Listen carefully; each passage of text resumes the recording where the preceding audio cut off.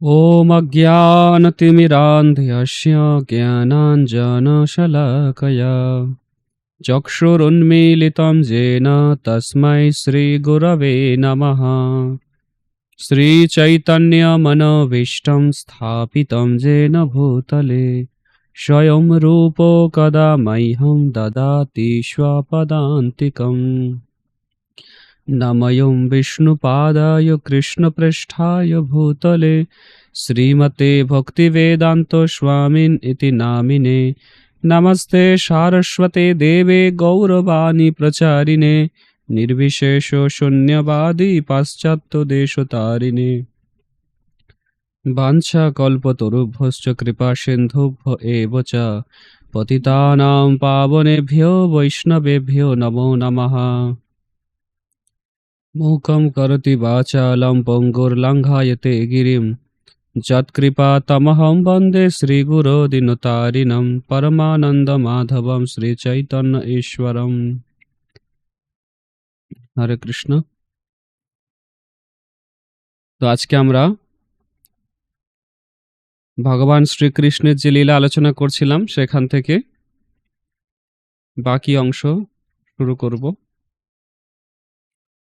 সকলকে স্বাগত সান্ধ্যকালীন হরিকথায়।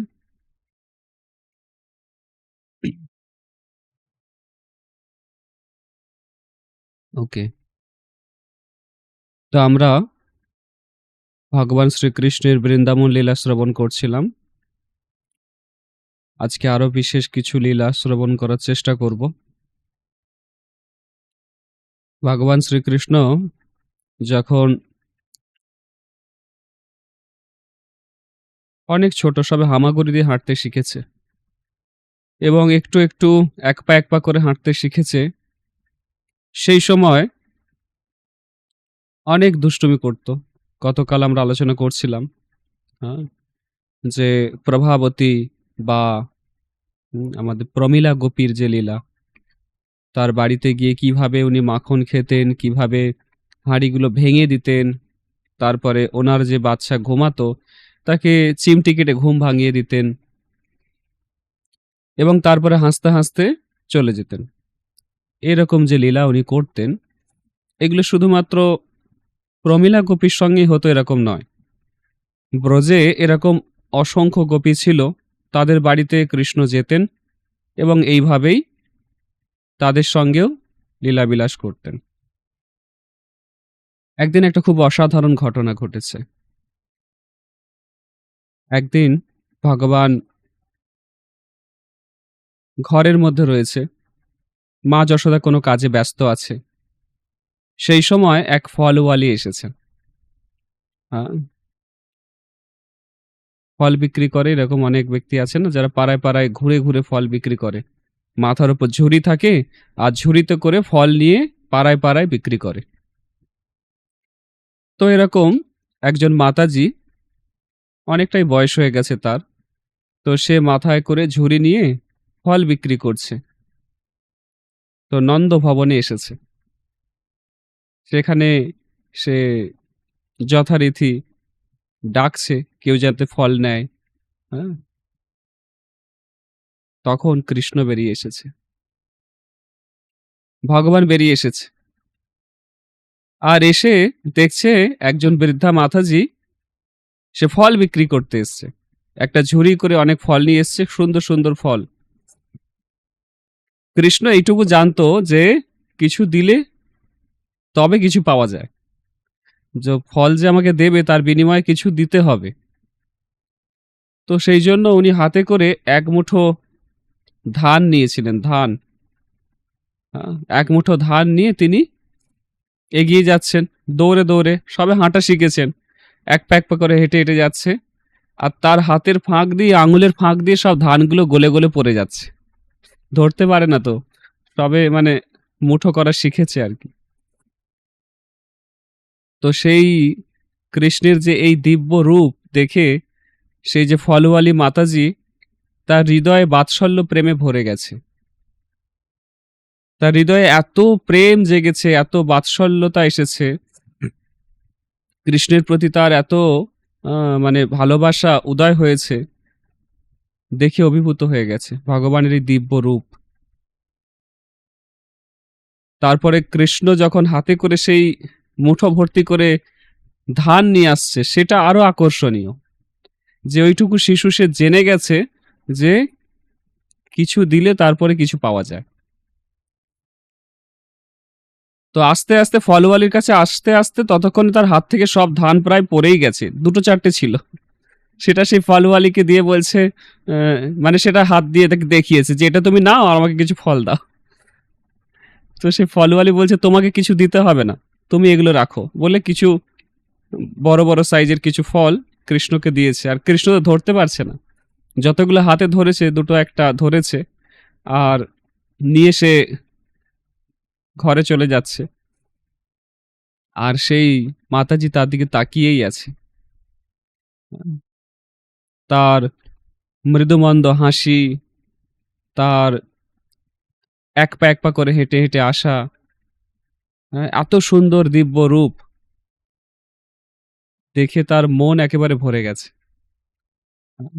সব বাড়িতে গিয়ে সে ফল বিক্রি করছে, পয়সার বিনিময়ে ফল দিচ্ছে। কিন্তু নন্দ ভবনে যখন এসেছে যশোদার গৃহে, সেখানে কৃষ্ণকে দেখে তার হৃদয় এত শান্তি হয়েছে, মনটা এত আনন্দে ভরে গেছে যে পয়সার কথা সে জিজ্ঞাসা করেনি বা চায়নি, স্বতঃস্ফূর্তভাবে কৃষ্ণকে ফল দিয়েছে। তারপরে যখন সে ফিরে যাচ্ছে, দেখছে তার যে পোঁটলাটা ছিল,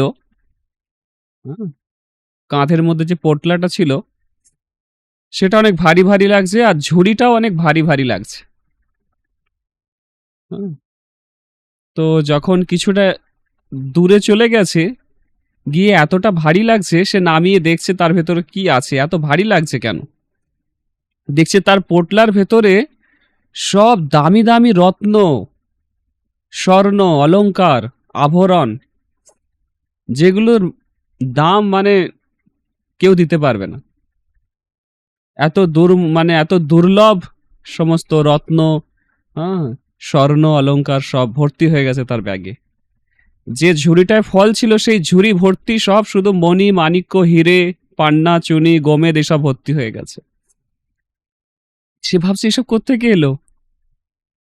হ্যাঁ, সে তো আর আনন্দ ধরে রাখতে পারছে না। হ্যাঁ, তো এটা হলো কৃষ্ণের প্রতিদান।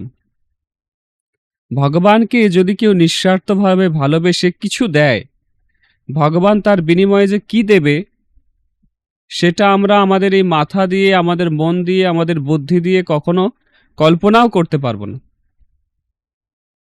এটা হচ্ছে ভগবান শ্রীকৃষ্ণের একটা বৈশিষ্ট্য। সেই ফলওয়ালি শুধুমাত্র একটা ফল দিয়েছে বা দুটো ফল দিয়েছে। হ্যাঁ, ফলের আর কত দাম, কিন্তু তার বিনিময়ে ভগবান তাকে কি দিয়েছে, তার পোটলাতে পুরো স্বর্ণ অলংকার রত্ন, হ্যাঁ, দামি দামি হিরে চুনি পান্নায় ভর্তি করে দিয়েছে। তার জীবন আর কোনো অভাব থাকলো? তার জীবন আর কোনো অভাব থাকলো না। তাকে আর ফল বিক্রি করতে হবে? আর ফল বিক্রি করতে হবে না। হ্যাঁ, তো কেউ যদি ভগবানকে কিছু দেয়, ভগবানকে যদি একটু কেউ ভালোবাসে, হৃদয়ে একটু জায়গা দেয়, ভগবান তার জীবনটা সম্পূর্ণ পাল্টে দেয়। সুখ সুবিধা আনন্দ সবকিছু তার জীবনে আসে, অটোমেটিক আসে। গীতাতে ভগবান বলেছে না, অনন্য চিন্তায়ন্ত মাং যে জনা পর্যুপাসতে তেষাং নিত্যাভিযুক্তানাম যোগক্ষেমম বহাম বহাম। যে আমার কথা চিন্তা করে, আমার সেবা করে, তার সমস্ত অভাব আমি পূর্ণ করি। তো এটা একটা উদাহরণ আমি দিলাম। বৃন্দাবন লীলাতে এরকম একটা ছোট্ট সুন্দর উদাহরণ আছে, মথুরা লীলাতেও আছে এরকম সুন্দর লীলা, বলবো ধীরে ধীরে। তো ভগবান সে আমাদেরকে সবসময় দেওয়ার জন্য তৈরি আছে, কিন্তু আমরা ভগবানের থেকে না নিয়ে জড়জাগতিক সমস্ত মানুষজন, আত্মীয় স্বজন, তাদের থেকে পাবার আকাঙ্ক্ষা রাখি, আর এতে আমরা প্রতারিত হই। আমি আজকে সকালেই কিছু ভক্তের সঙ্গে আলোচনা করছিলাম যে আমরা ভক্ত হওয়ার পরে কত সুখে আছি। আমরা যখন জড়জগতে ছিলাম, জড়জগতে পড়াশোনা করছিলাম বা জড়জাগতিকভাবে জীবনযাপন করছিলাম, তখন আমাদের জীবনে এতটা সুখ, এতটা আনন্দ ছিল না। এখন যেটা আছে, আমরা আলোচনা করছিলাম বসে যে সাধারণ মানুষ তারা সকালে কাজে বেরোয়, রাতে কাজ থেকে ফিরে আসে। কিছু অর্থের বিনিময়ে তারা ১২ ঘন্টা, ১৪ ঘন্টা, ১৬ ঘন্টা ডিউটি করে। সংসারে তাদের স্ত্রী, পুত্র, আত্মীয়-স্বজনকে খুশি রাখার চেষ্টা করে এবং পরিণামে তাদেরকে শুধু কষ্ট পেতে হয়। শারীরিক কষ্ট, মানসিক কষ্ট, অনেক প্রকারের বদনাম এবং সেই পরিবারকে সুখী রাখার জন্য অনেক প্রকার পাপকর্ম করতে হয়, অনেক মানুষকে ঠকাতে হয়, প্রতারণা করতে হয় এবং সেই পাপ কর্মের ফল শুধুমাত্র তাকেই ভোগ করতে হয়। মানুষ পাগলের মতো দিনরাত পয়সার পিছনে দৌড়াচ্ছে, হ্যাঁ, আর সেগুলো দিয়ে তার আত্মীয়-স্বজন, পরিবার, বন্ধু-বান্ধব এদেরকে খুশি রাখার চেষ্টা করছে। এরা ভগবানকে জানে না, ভগবানকে মানে না, ভগবানকে অভিভাবক রূপে স্বীকার করেনি। এদের জীবনে কোনো গুরু নেই, এরা কারো কাছে শরণাগত নয়, এদের জীবনে প্রচুর কষ্ট। কিন্তু যারা শুধুমাত্র ভগবানের চরণে শরণাগত হয়েছে, তারা কতটা সুখী আছে, কতটা আনন্দে আছে এই জগতে, সেটা আপনারা মৃগারীর উদাহরণ দেখুন বা আপনারা যে কোনো উদাহরণ নিয়ে নিতে পারেন শাস্ত্র থেকে।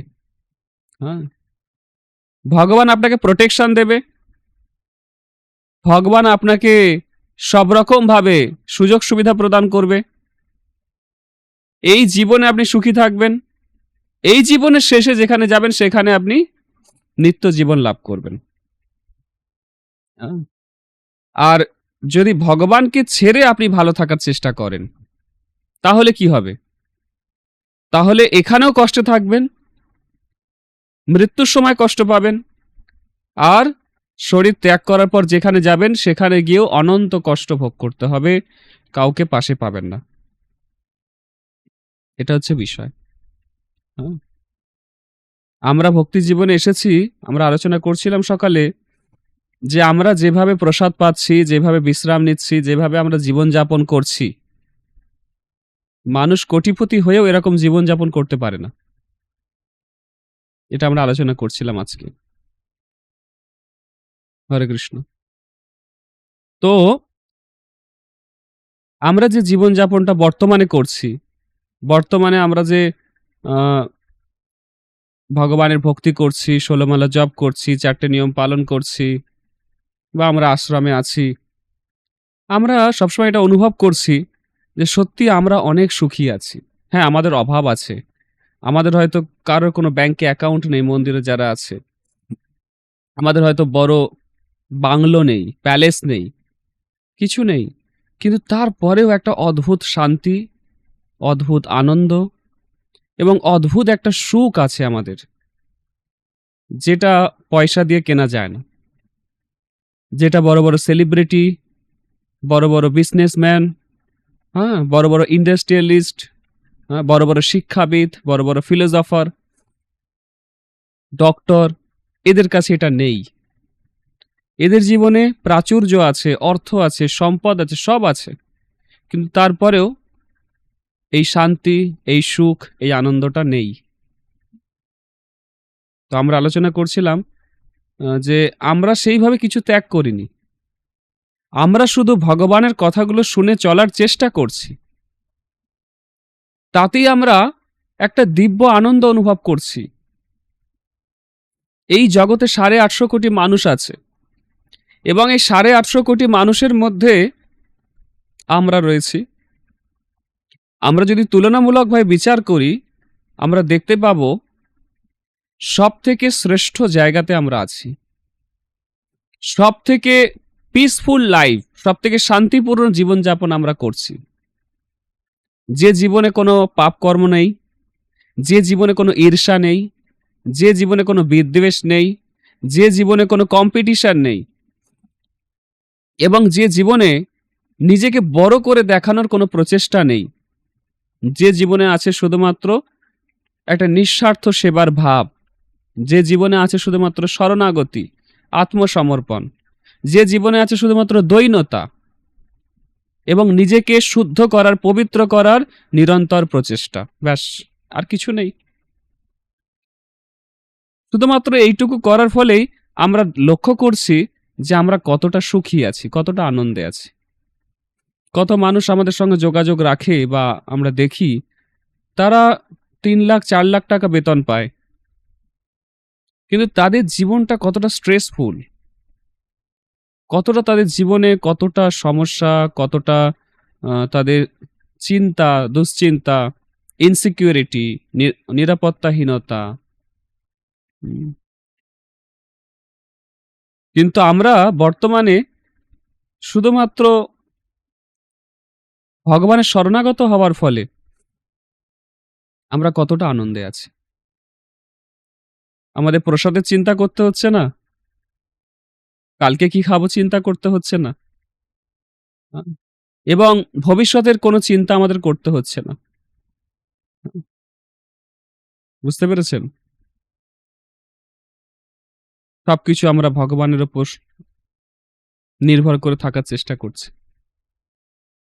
এতে আমরা অনেক আনন্দে আছি, অনেক সুখে আছি, অনেক আনন্দে আছি। এটা আমরা নিজেদের মধ্যে মাঝে, মাঝে আলোচনা করি।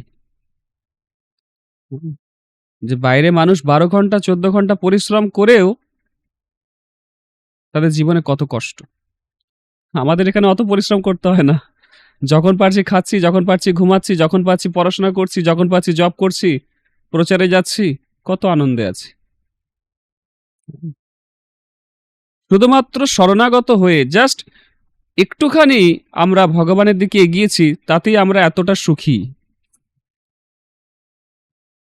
হ্যাঁ?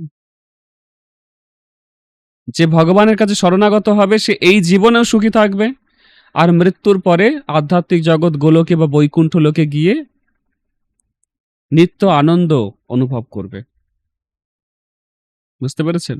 তো এই যে ফলওয়ালি, তিনি শুধুমাত্র ভগবানকে নিঃস্বার্থভাবে দুটো ফল দিয়েছে, তার ফলে সে এত ধন সম্পদ লাভ করেছে, সারা জীবন তাকে আর কোনোদিন ফল বেচতে হবে না। হ্যাঁ, বুঝতে পেরেছেন? তার জীবনটা বদলে গেল, কয়েক সেকেন্ডে বদলে গেল। এটা থেকে একটা চরম শিক্ষা আমরা পাই যে ভগবানকে যদি কেউ নিঃস্বার্থভাবে কিছু দেয়, কিছু করে, ভগবান কখনো ভুলে যায় না। ভগবান তার প্রত্যুত্তরে আনলিমিটেড দেয়, আনলিমিটেড, সীমাহীনভাবে তাকে দেয়। ফলওয়ালি তার জীবন পরিবর্তন হয়ে গিয়েছিল। এরপরে আমরা দেখতে পাই যে ভগবান শ্রীকৃষ্ণ, সে যখন একটু বড় হয়েছে, তখন সবাই এসে অভিযোগ করছে মা যশোদাকে যে তোমার কৃষ্ণ, হ্যাঁ, আমার বাড়িতে গিয়ে মাখন চুরি করেছে, আমার বাড়িতে গিয়ে হাঁড়ি কলসি ফাটিয়ে দিয়েছে, আমার বাচ্চাকে এরকম ঘুম ভাঙিয়ে দিয়েছে। হ্যাঁ, সমস্ত রকম যত উপদ্রব করছে আর কি, সমস্ত অবজেকশন আসছে, খবর আসছে মা যশোদার কাছে। তখন মা যশোদা একদিন ভাবছে বসে যে আমি তো বাড়িতে মাখন বানাই, তাহলে কৃষ্ণ কেন অন্য লোকের বাড়িতে মাখন খেতে যায়? হ্যাঁ, আর আমি যতই বলি যে আমার ছেলে খুব শান্ত, আমার ছেলে খুব ভালো, কিন্তু কোথাও যেন মনে হয় যে ওদের কথাটাও কিছুটা সত্যি। হ্যাঁ, ওরা যে আমাকে বলছে যে তোমার কৃষ্ণ চুরি করছে, এটা হয়তো কোথাও সত্যি কথা। সবার কথা তো মিথ্যা হতে পারে না। তখন মা যশোদা আহ, একদিন কৃষ্ণকে ধরেছে এবং ধরে বলছে, তুমি কি সত্যি সত্যি লোকের বাড়িতে গিয়ে মাখন খাও নাকি? কৃষ্ণ যথারীতি বলছে, না না, তুমি এত প্রেম দিয়ে ভালোবাসা দিয়ে মাখন বানাও, আমি কেন লোকের বাড়িতে খেতে যাব? হ্যাঁ, তো মা যশোদা সত্যি ভাবছে, এ তো সত্যি কথা, আমি তো অনেক প্রেম দিয়ে বানাই, আর কৃষ্ণ যেটা বলছে সেটা তো একদম চরম সত্যি কথা। ওর কথা শুনে তো মনে হচ্ছে না যে চুরি করতে যায়, কিন্তু সত্যি সত্যি কৃষ্ণ চুরি করে। তো একবার কি হয়েছে, মা যশোদা কৃষ্ণকে কোলে করে নিয়ে দুধ পান করাচ্ছে, আর সেই সময় হঠাৎ মা যশোদা দেখছে যে সে যে দুধটাকে উনুনে বসিয়ে এসেছিল সেটা উতলে পড়ে যাচ্ছে। তখন কৃষ্ণকে কোল থেকে নামিয়ে রেখে সে দৌড়ে গেছে সেই দুধটাকে সামলাতে। আর তখন কৃষ্ণ খুব রেগে গেছে, আর রেগে গিয়ে কি বলছে, যে তুমি দুধটাকে তো তৈরি করছো আমার জন্য, হ্যাঁ, তাহলে আমার থেকে দুধটা বেশি গুরুত্বপূর্ণ হয়ে গেল, বলে কৃষ্ণ প্রচন্ড রেগে গেছে। আর রেগে গিয়ে কি করেছে, মাখনের হাঁড়ি ছিল, হ্যাঁ, একটা উঠোন থেকে একটা মানে ইট বা ইটের টুকরো বা পাথরের টুকরো তুলে সে মটকাটা ফাটিয়ে দিয়েছে, আর সেখান থেকে সেই মাখন বা ক্ষীর বেরিয়ে পুরো তারপরে কৃষ্ণ যখন দেখছে তো মারাত্মক ভুল করে ফেললাম,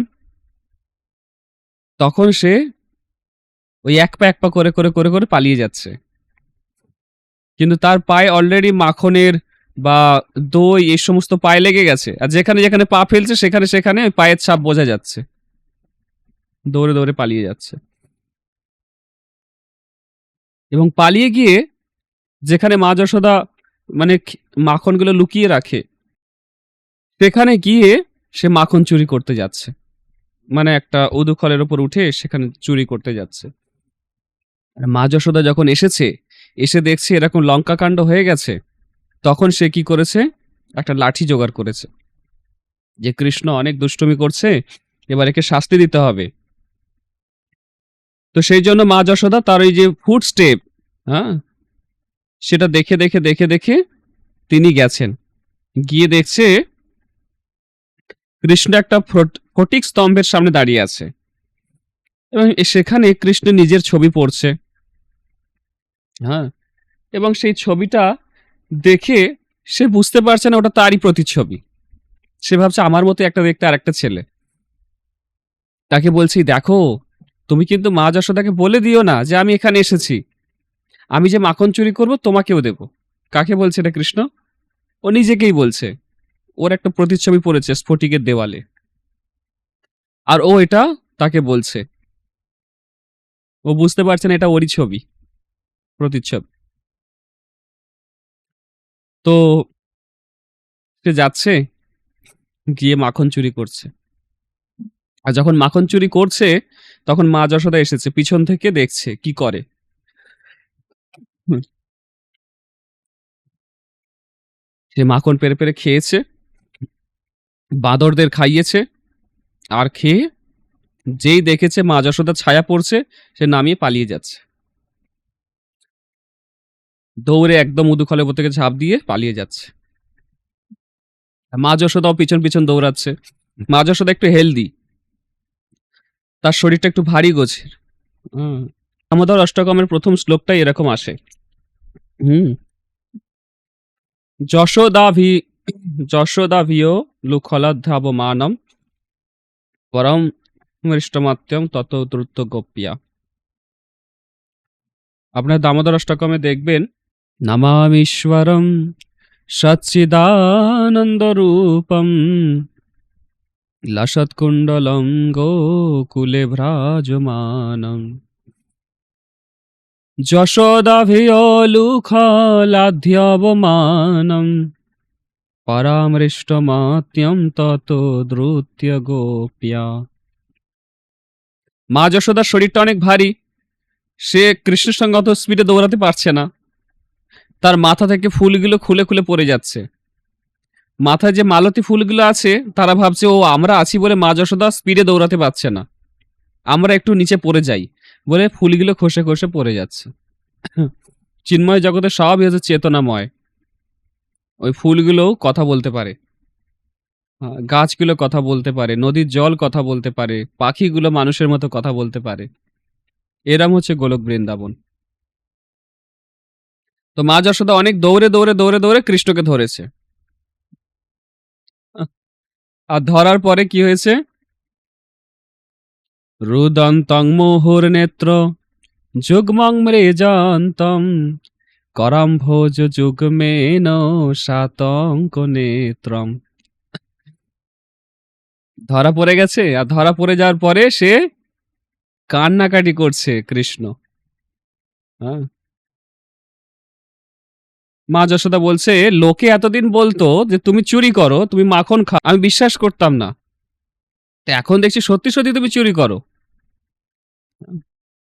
তখন কৃষ্ণ আর কি বলবে, মুখটা কাচুমাচু করে কৃষ্ণ বলছে, আমি বুঝতে পেরেছি, হ্যাঁ, আমি তো তোমার ছেলে নই, সেই জন্য তুমি আমার উপর এরকম সন্দেহ করো। মা যশোদা বলছে, বাবা এত বড় কথা বলে দিল।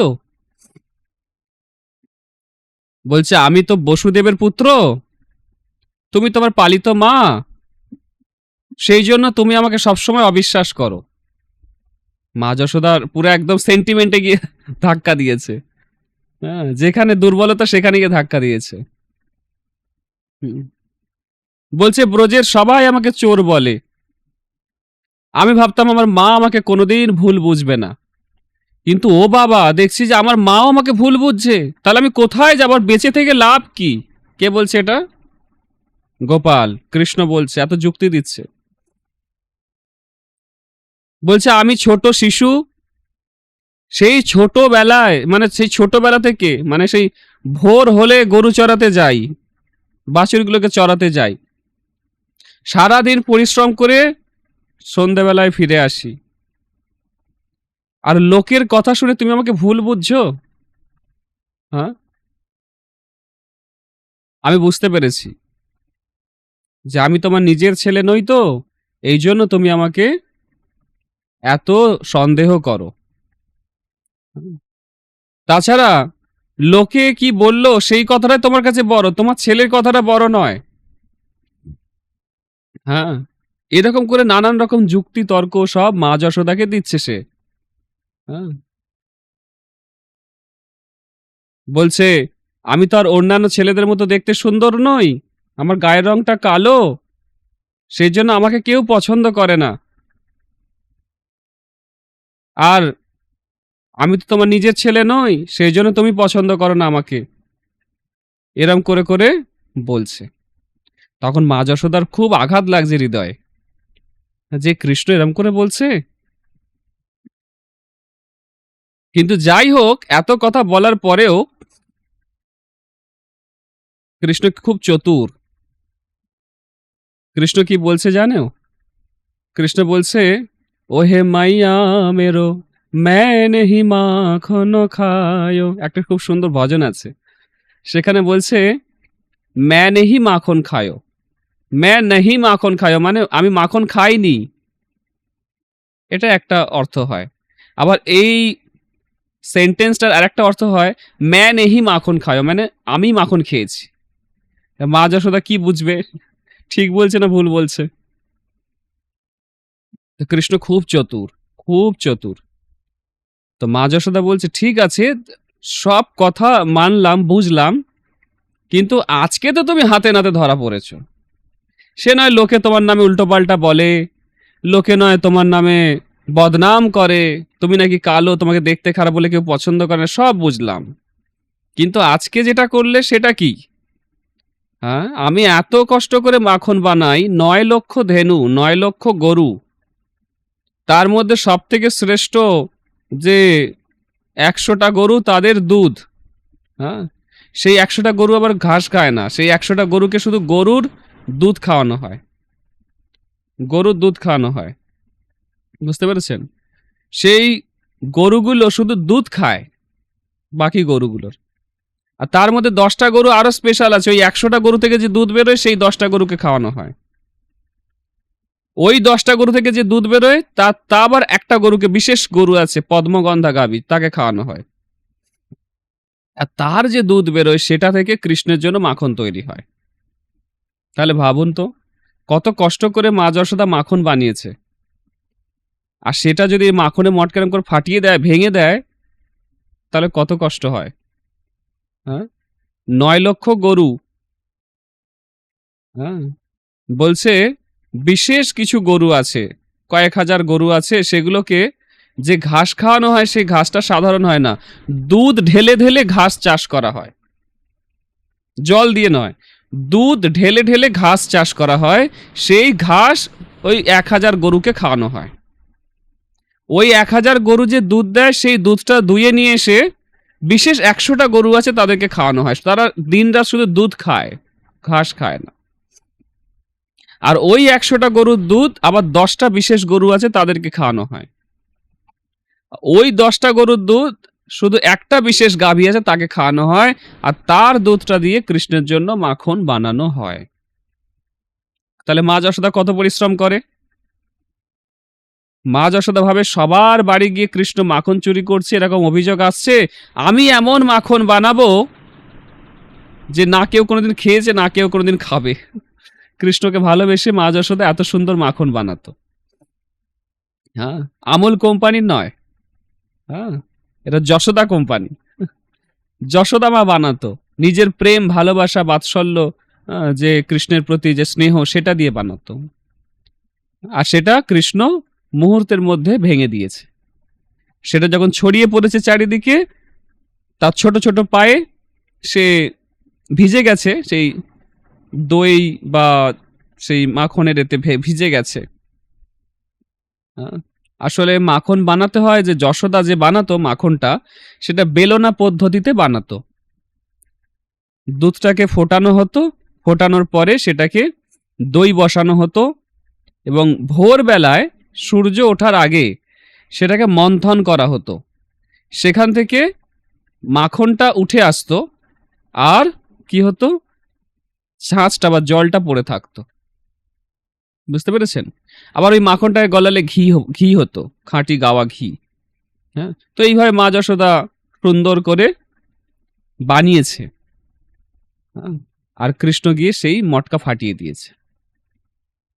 মাথাটা গরম হয়ে গেছে যে এত কষ্ট করে বানালাম আর ফাটিয়ে দিল। তখন গিয়ে কৃষ্ণকে ধরেছে, ফাটিয়ে দিয়ে আবার সে ওখানে চুপচাপ বসে নেই, দৌড়ে পালিয়ে গেছে। পালিয়ে গিয়ে সে আবার মাখন খেতে গিয়ে ধরা পড়েছে। ধরা পড়ার পরে আবার দৌড়ে পালিয়ে যাচ্ছে, তারপরে আবার মিথ্যে কথা বলছে। কি বলছে? আমি তো তোমার নিজের ছেলে নই, এই জন্য তুমি আমাকে এত সন্দেহ করো। সেই ভোরবেলায় গরু চড়াতে যাই, সন্ধ্যাবেলায় আসি, কত পরিশ্রম, আহারে, তাও কারোর আমার প্রতি কোনো দয়া মায়া কিছু নেই। কে বলছে? গোপাল বলছে। মানে মা যশোদা তো ধরে ফেলেছে, কিছু তো করে প্রাণ বাঁচাতে হবে, আর কোনো অপশন নেই। এবার ধরে ফেলেছে মানে গেল, হয়ে গেল, খতম। কিন্তু বুঝতে পেরেছে যে কিভাবে, কোথায় সুড়সুড়ি দিলে মা যশোদা একটু শান্ত হবে। তখন মা যশোদাকে পুরো একদম ইমোশনাল করে দিয়েছে। মা যশোদা সত্যি ভাবছে, সত্যিই তো কৃষ্ণ যা বলছে সত্যি তো, ঠিকই তো। হ্যাঁ, আমি শুধু শুধু বাচ্চাটার উপর এমন হয়তো টর্চার করছি, কিন্তু না, ঠিক আছে সব মেনে নিলাম, কিন্তু আজকে যেটা করেছে সেটা কি হবে? সেটার জন্য কৃষ্ণকে পানিশমেন্ট দিতেই হবে। ধরে নিয়ে গেছে, ধরে নিয়ে উঠোনের মাঝখানে উদুখল ছিল, মানে যেটা করে আর কি মন্থন করা হয়, দধি মন্থন করা হয়। এবার তাতে মা যশোদা কৃষ্ণকে বাঁধার প্রচেষ্টা করছে। আর কৃষ্ণ কি করছে? রুদন্তং মোহর নেত্র যুগ্মং মৃজান্তম করাম্ভোজ যুগ্মেন সাতঙ্ক নেত্রম। মানে একদম চোখ ডলে ডলে কাঁদছে, আর এমন ফুপিয়ে ফুপিয়ে কাঁদছে, গলার যে 3টে রেখা দেখা যাচ্ছে।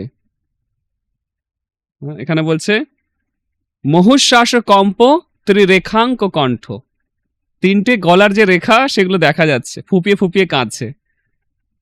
হয় না বাচ্চারা ধরা পড়লে এরকম একটু অ্যাক্টিং করে, তো সেরকম করছে। তারপরে আরো সব থেকে কৃষ্ণের প্রেস্টিজ পাংচার হচ্ছে কেন? যে উঠোনে আরো তার বয়সের সমস্ত গোপীরা দাঁড়িয়ে আছে, তারা সব মানে হাসছে, হ্যাঁ ইয়ার্কি করছে, কৃষ্ণকে দেখে ব্যঙ্গ করছে, হ্যাঁ ঠাট্টা করছে, দেখে তার তো আরো মাথাটা গরম হয়ে যাচ্ছে। আমার মা শাস্তি দেবে দেবে ঠিক আছে, এত লোকের মাঝখানে দেবে? হ্যাঁ, তো দড়ি দিয়ে বাঁধছে। যশোদার ঘরে তো আর দড়ির অভাব নেই, 9 লক্ষ গরু, তাদেরকে দড়ি দিয়ে বাঁধতে হয়, দড়ির অভাব নেই। দড়ি দিয়ে বাঁধছে, ও বাবা দেখছি 2 আঙুল কম পড়ছে। যতবার বাঁধতে প্রচেষ্টা করছে 2 আঙুল কম পড়ছে, কিছুতেই কৃষ্ণকে বাঁধা যাচ্ছে না। অবশেষে সেখানে এসে পৌঁছায় রাধারানী। রাধারানী দেখে তো খুব খুশি, এই তো ঠিক জব্দ হয়েছে এবারে। হ্যাঁ, 1 নম্বরের চোর। কি কি চুরি করে?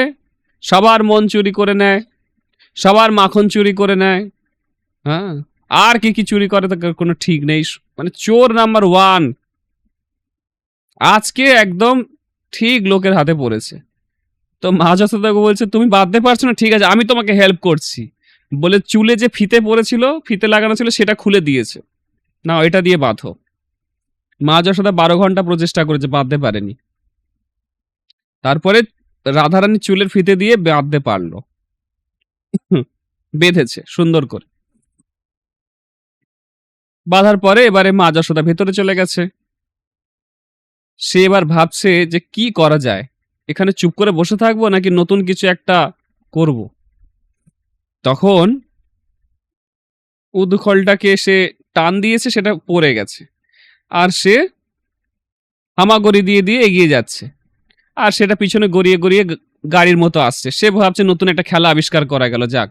উঠোনের চারিদিকে ঘুরছে, ঘুরতে ঘুরতে সে দেখছে উঠোনে 2টো গাছ আছে, যমজ অর্জুন গাছ। এরা পূর্বজন্মে নলকুবের এবং মণিগ্রীব ছিল। হ্যাঁ, এরা শিবজির পার্ষদ। হ্যাঁ, কৈলাসে মন্দাকিনী নদীতে, মন্দাকিনী মানে গঙ্গা, সেই পবিত্র নদীতে এরা উলঙ্গ হয়ে স্নান করছিল এবং খুবই অভদ্র আচরণ করছিল। এদের পিতার নাম হচ্ছে কুবের, যে স্বর্গের কোষাধ্যক্ষ। বড়লোকের ছেলেরা এমনি একটু কি আদরে মাদর হয়ে যায়, বড়লোকের ছেলেদের একটু অন্যরকম অবস্থা হয়। তাদের মানে মানে তারা ধরাকে সরা জ্ঞান করে, গুরুজনকে সম্মান করে না, তারপরে শাস্ত্রের প্রতি তাদের কোনো রুচি থাকে না। মানে হয় না যে এরকম যখন মানুষ মাতাল হয়ে যায় তখন সামনে কে দাঁড়িয়ে আছে সেটাও ভুলে যায়। তো এই যে নলকুবের মণিগ্রীব, তার বাবা অনেক ধনবান ছিল, কুবের, এবং তারা এই ধনের অহংকারে, সম্পদের অহংকারে মত্ত হয়ে উর্বশীদের সঙ্গে খারাপ আচরণ করছিল এই মন্দাকিনী নদীতে। সেই সময় সেখানে এসে পৌঁছায় নারদ মুনি। কে পৌঁছায়? নারদ মুনি, অন্যতম একজন শ্রেষ্ঠ বৈষ্ণব, 12 মহাজনের মধ্যে অন্যতম, ব্রহ্মার মানসপুত্র।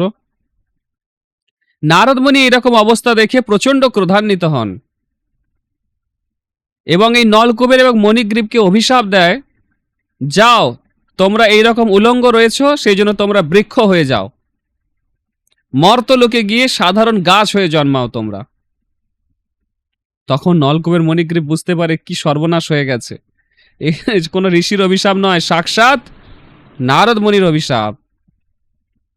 সঙ্গে সঙ্গে গিয়ে তার কাছে ক্ষমা চায়, প্রার্থনা করে, হ্যাঁ ভুল হয়ে গেছে বলে। তখন নারদ মুনি বলে, ঠিক আছে তোমরা অর্জুন গাছ হয়ে জন্মাবে, তবে নন্দ মহারাজের উঠোনে স্বয়ং ভগবান তোমাদেরকে উদ্ধার করবে। অ্যাকচুয়ালি বৈষ্ণবেরা যদি কোনো অভিশাপ দেয়, সেটা অভিশাপ থাকে না, সেটা আশীর্বাদ হয়ে যায়। হ্যাঁ, ভক্তরা কাউকে এমনিতে অভিশাপ দেয় না, যদি দেয় সেটা তার আশীর্বাদ।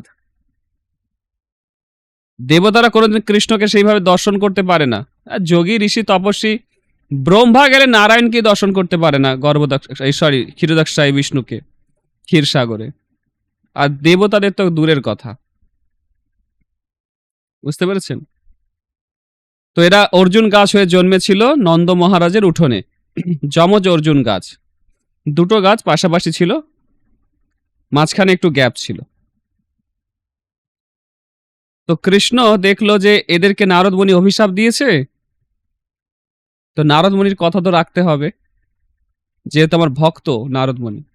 তো নারদ মুনির কথা রাখতে কৃষ্ণ কি করলো, তার গতি পরিবর্তন করলো, দিক পরিবর্তন করে এগিয়ে গেল এবং সেই যমজ অর্জুন গাছের মাঝখান দিয়ে গলে গেল।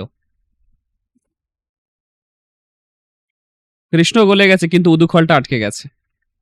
যেই কৃষ্ণ টান দিয়েছে অর্জুন গাছগুলো বিরাট শব্দ করে ভেঙে পড়ে গেছে। মা যশোদা বেরিয়ে এসছে ঘর থেকে, কি হয়েছে কি হয়েছে, এত জোরে আওয়াজ হলো।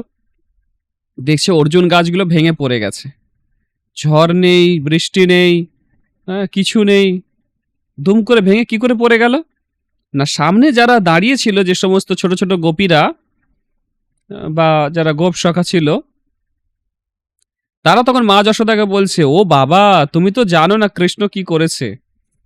উদুখলটা আটকে গেছিল ওই যমজ অর্জুন গাছে, আর গাছগুলো ভেঙে পড়ে গেল, সেখান থেকে দুজন দেবতা বেরিয়ে এলো। তারা কি ভাষায় কৃষ্ণের সঙ্গে কথা বলল, প্রণাম করলো, আর চলে গেল। কৃষ্ণ তাদের সঙ্গে কথা বলছিল। মা যশোদা বলছে, এটা আবার কি ধরনের ঘটনা? তোরা এত মিথ্যে কথা বলতে পারিস, বানিয়ে বানিয়ে গল্প করতে পারিস, এই কৃষ্ণের সঙ্গে থেকে থেকে তোরা এত মিথ্যা কথা বলা শিখেছিস। হ্যাঁ, তো এই নলকূপের মণিগ্রীব এদেরকে ভগবান বলল যে তোমরা স্বর্গে ফিরে যাও আর সেখানে গিয়ে এই কৃষ্ণ কথা আলোচনা করো। তারপরে তোমাদের আয়ু শেষ হলে তোমরা গোলকে ফিরে যাবে। তাদের প্রমোশন হয়ে গেল। হ্যাঁ, নলকূপের মণিগ্রীবের। এরপরে একদিন এরকম একটা ঘটনা ঘটেছে। কৃষ্ণ একদিন দেখছে কৃষ্ণ উঠোনে বসে বসে মাটি খাচ্ছে।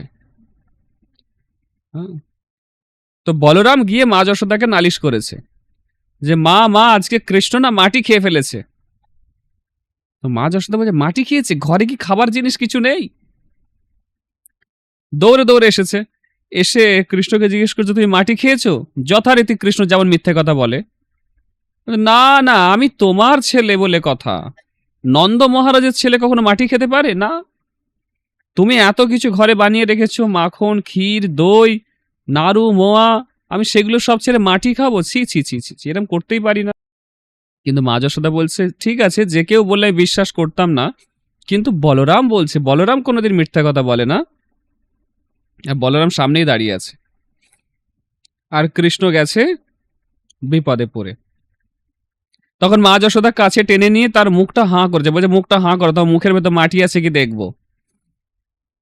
যেই কৃষ্ণ হাঁ করেছে, দেখছে অনন্ত কোটি ব্রহ্মাণ্ড, কোটি কোটি ব্রহ্মাণ্ড ডুমুর ফলের মতো সব কৃষ্ণের পেটের ভেতর। দেখে মা যশোদা অভিভূত হয়ে গেছে, হ্যাঁ, কিং কর্তব্য বিমূঢ় হয়ে গেছে। বুঝতে পেরেছেন? আশ্চর্য হয়ে গেছে, কি ঘটনা, কি দেখছি আমি। তো কৃষ্ণ দেখলো যে আমার এই ঐশ্বর্য মা যশোদা ঠিক হজম করতে পারবে না, সঙ্গে সঙ্গে যোগমায়ার দ্বারা তিনি নিজেকে ঢেকে দিলেন, নিজের ঐশ্বর্যকে।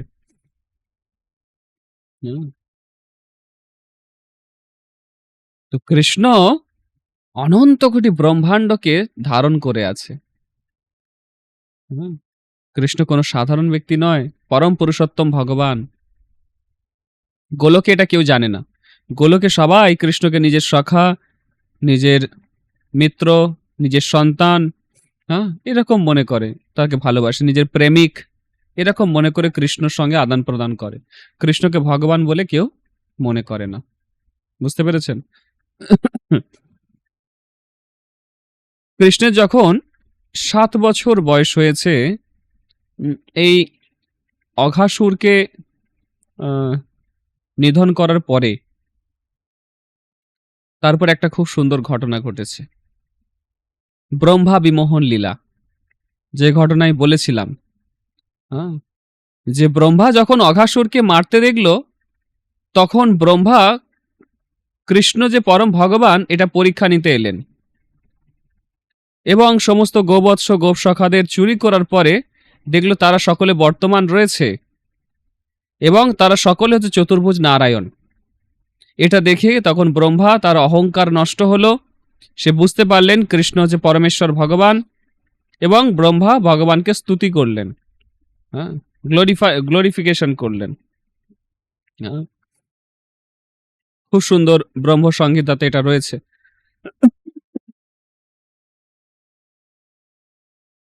আপনারা কখনো দেখবেন, সেখানে খুব সুন্দর স্তুতি করছে ব্রহ্মা। ঈশ্বরः পরমকৃষ্ণ সচ্চিদানন্দ বিগ্রহ অনাদিরাদি গোবিন্দ সর্বকারণ কারণম চিন্তামণি প্রকর সদ্মসু কল্প বৃক্ষ লক্ষাবৃতেষু সুরভিরভিপালয়ন্তম লক্ষ্মী সহস্র শত সম্ভ্রম সেব্যমানম গোবিন্দম আদি পুরুষম তমহম ভজামি। এইভাবে ব্রহ্মা খুব সুন্দরভাবে স্তুতি করছে। বেণুং কনন্তম রবীন্দ্র দলায়তাক্ষম বর্হাবতম সমসিতাম্বুদ সুন্দরাঙ্গম কন্দর্প কোটি কমনীয় বিশেষ শোভম গোবিন্দমাদি পুরুষম তমহম ভজামি। ভগবানের রূপের বর্ণনা করছে, ভগবান যে পরমেশ্বর ভগবান তিনি সেটা বর্ণনা করছেন। আলল চন্দ্র গ্লসদ বনমাল্য বংশী রত্নাঙ্গদং প্রণয় কেলি কলা বিলাসম শ্যাবং ত্রিমঙ্গল লিতম নিয়ত প্রকাশম গোবিন্দমাদি পুরুষম তমহম ভজামি। এইভাবে ভগবানের স্তুতি করছেন। ভগবান প্রসন্ন হলেন, ভগবান বললেন ব্রহ্মাকে, ব্রহ্মা তুমি কোনো চিন্তা করো না, আমি তোমার কোনো অপরাধ নিইনি, হ্যাঁ, তুমি কোনো চিন্তা করো না, তুমি ফিরে যাও ব্রহ্মলোকে। কিন্তু ব্রহ্মার হৃদয়ে একটা ব্যাকুলতা সৃষ্টি হলো। ব্রহ্মা ভাবলো আমি নিজেকে ব্রহ্মা বা আমার যে পদমর্যাদা তার জন্য আমি খুব অহংকারী হয়ে গেছিলাম। ভগবানকে আমি ভুল বুঝলাম, ভগবানকে আমি চিনতে পারলাম না, ভগবানের চরণে অপরাধ করলাম, এই জন্য আমার শাস্তি পাওয়া দরকার। আমি তপস্যা করব, তপস্যা করে আমি ভগবানকে প্রসন্ন করব। তো ব্রহ্মা তপস্যা করলো, ভগবান তাকে চৈতন্য মহাপ্রভু রূপে দর্শন দিলেন, এবং দর্শন দিয়ে তাকে বললেন যে ঠিক আছে, তুমি আমার লীলাতে অংশগ্রহণ করার সুযোগ পাবে। তো ব্রহ্মা বলল না, আমি কোনো উঁচু বংশে জন্ম নেব না, আমি অত্যন্ত নিচু বংশে জন্ম নেব, কারণ আমার অহংকার যে আমি ব্রহ্মা, এই অহংকার যাতে না থাকে আমি নিচু বংশে জন্ম নেব এবং আপনার ভক্তি প্রচার করব, আপনাকে সহযোগিতা করব। তিনি হরিদাস ঠাকুর হয়ে জন্মগ্রহণ করেছিলেন। হ্যাঁ, তো ব্রহ্ম বিমোহন লীলা ঘটলো এই সময়ে। এই সময় ব্রহ্মা খুব সুন্দর করে ভগবানের স্তুতি করেছিল, যার মাধ্যমে আমরা অনেক কিছু ভগবানের স্বরূপ সম্বন্ধে জানতে পারি। হ্যাঁ, যে ভগবান দেখতে কেমন, ভগবান তার শরীরে কি কি অলংকার রয়েছে, গলায় বনমালা রয়েছে, ভগবানের চোখগুলো পদ্ম ফুলের পাপড়ির মতো, কত সুন্দর তার রূপ আমরা ব্রহ্ম সংহিতা থেকে জানতে পারি।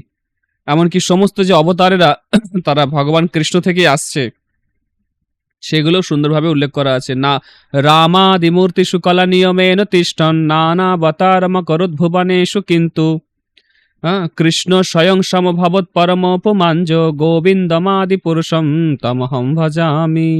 যে রাম আদি সমস্ত যে অবতার আছে তারা সব ভগবান কৃষ্ণ থেকে আসে। এরকম সুন্দরভাবে তিনি বর্ণনা করেছিলেন ব্রহ্ম সংহিতাতে। ভগবানের প্রতি তার যে মনোভাব, কৃতজ্ঞতা, সম্মান তিনি ব্যক্ত করেছিলেন, হ্যাঁ, ব্রহ্ম সংহিতাতে।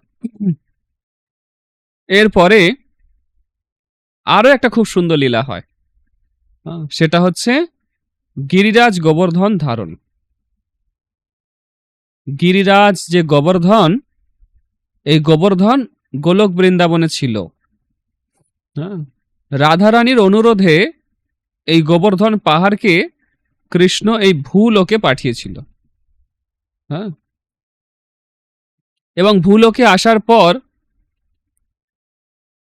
তিনি সব কৃষ্ণ আর রাধারানীর জন্য অপেক্ষা করছিলেন। তারা এলেন, আসার পর গিরিরাজ সন্তুষ্ট হলেন এবং কৃষ্ণের লীলাতে গিরিরাজের ভূমিকা রয়েছে বিশাল। অনেক হরিদাস রয়েছে, তার মধ্যে সবথেকে শ্রেষ্ঠ হরিদাস হিসাবে গোবর্ধন পর্বতকে মনে করা হয়। যেমন হরিদাস মানে হচ্ছে ভগবান শ্রীকৃষ্ণের দাস, সার্ভেন্ট। হ্যাঁ, যেমন হচ্ছে ধরুন নারদ মুনি, তিনি হরিদাস, ভগবানের ভক্ত। গিরিরাজকে বলা হচ্ছে হরিদাস। কেউ কিছু সেবা করলে তাকে বলা হয় দাস। কিন্তু গিরিরাজ তো এক জায়গায় অবস্থান করছেন, হ্যাঁ, তার সেবাটা অন্যরকম, সেই জন্য তাকে বলা হচ্ছে হরিদাস, শ্রেষ্ঠ হরিদাস। যত হরিদাস আছে তার মধ্যে শ্রেষ্ঠ হরিদাস। আবার গিরিরাজ গোবর্ধনকে বলা হচ্ছে স্বয়ং ভগবান কৃষ্ণ থেকে অভিন্ন। কৃষ্ণ আর গোবর্ধন হচ্ছে অভিন্ন, কোনো পার্থক্য নেই। হ্যাঁ, ভগবান এটা নিজে এটাকে ঘোষণা করেছে। হ্যাঁ, এবং এই গিরিরাজ গোবর্ধনের মহিমা আরো বিস্তারিত করার জন্য তিনি এই গিরি গোবর্ধন ধারণ লীলা করলেন। বোঝা যাচ্ছে? যেমন চৈতন্য মহাপ্রভু ভগবান, কিন্তু তিনি ভক্তরূপে এসেছেন, ভক্তরূপী ভগবান। তেমনি গিরিরাজ গোবর্ধন হচ্ছে ভক্তরূপী ভগবান। দেখবেন সবাই গোবর্ধন পাহাড়কে কৃষ্ণ রূপেই পুজো করে। হ্যাঁ, তো এই যে গিরিরাজ গোবর্ধন লীলা, এর পিছনে অনেক কারণ আছে কেন ভগবান এই রকম লীলা করলেন। প্রথম কারণ হচ্ছে ইন্দ্রের অহংকারটাকে চূর্ণ বিচূর্ণ করে দেওয়ার জন্য ভগবান এই লীলা করেছেন। প্রথম কারণ হচ্ছে ইন্দ্র অহংকারী হয়ে গেছিল। ইন্দ্র ভাবছিল যে আমি হচ্ছি সর্বশ্রেষ্ঠ, আমার উপরে আর কেউ নেই। হ্যাঁ, আমি হচ্ছি স্বর্গের রাজা, আমি ৩৩ কোটি দেবদেবীকে কন্ট্রোল করি। হ্যাঁ, আমি হচ্ছি সর্বশ্রেষ্ঠ। যখন কেউ অনেক ধনী হয়ে যায়, তার অহংকার তখন অনেক বেশি হয়ে যায়। অর্থের অহংকার অনেক বড় অহংকার। হ্যাঁ, আর অহংকার থাকলেই তার পতন হয়। ইন্দ্রেরও পতন হলো। ইন্দ্র প্রচন্ড অহংকারী হয়ে গেছিল। সেজন্য ইন্দ্রের অহংকারটাকে নষ্ট করার জন্য ভগবান এই লীলা করেছিলেন। ব্রজবাসীরা সবাই হঠাৎ একদিন কৃষ্ণ দেখল যে সবাই খুব ব্যস্ত, চারিদিকে দৌড়াদৌড়ি করছে। সমস্ত সুন্দর সুগন্ধি, তারপরে সমস্ত তীর্থের জল, নদীর জল, অনেক রকম রান্না বান্না করা বা চারিদিকে আলপনা দেওয়া, এবং সুন্দর করে সবাই সাজছে, নতুন নতুন জামা কাপড় পরছে। তো কৃষ্ণ বলছে, কি ব্যাপার, আজকে এত সবাই ব্যস্ত? কোনো অতিথি আসার আছে কি, নাকি কোনো অনুষ্ঠান আছে আজকে? তখন কেউ কোনো উত্তর দিচ্ছে না। নন্দ মহারাজ এসেছে, নন্দ মহারাজও ব্যস্ত। নন্দ মহারাজকে বলছে, বাবা বাবা, আজকে কি ব্যাপার, আজকে সবাই এত খুব ব্যস্ত দেখছি। নন্দ মহারাজ ভাবছে, একে যদি আমি একটা উত্তর দিতে শুরু করি 1000টা কোশ্চেন করবে, সুতরাং অ্যাভয়েড করাই ভালো, এড়িয়ে যাওয়াই ভালো। তিনি এড়িয়ে চলে যাচ্ছে। বলছে, বাবা তোমাকে দুটো কথা বলি। মানে কৃষ্ণ হচ্ছে বাকপটু, প্রচুর কথা বলতে এক্সপার্ট একদম। বলছে, আমি তো তোমার সন্তান, তো আমি যদি এই বিষয়টা সঠিকভাবে না জানি, সবাই বলে নন্দ মহারাজের ছেলে বোকা, হাবা, মূর্খ, তোমার ভালো লাগবে বলো? এরম করে বলছে, পুরো একদম সঠিক জায়গায় আঘাত করেছে। হ্যাঁ, বলছে আমাকে যদি কেউ জিজ্ঞেস করে আমি তো বলতে পারবো না, সবাই বলে নন্দ মহারাজের ছেলে কিছুই জানে না, গণ্ড মূর্খ। তখন তোমার সম্মানটা নষ্ট হবে। তাছাড়া তোমার পরে তো আমি একমাত্র আছি এই সব দেখাশোনা করার জন্য। হ্যাঁ, তো আমাকে তো সঠিকভাবে জানতে হবে জিনিসটা।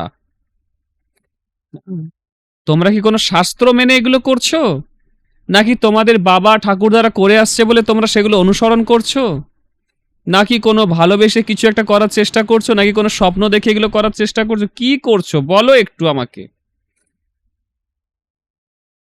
নন্দ মহারাজ বলছে, দেখো কৃষ্ণ, আজকে তো ইন্দ্র পূজা করব আমরা সকলে।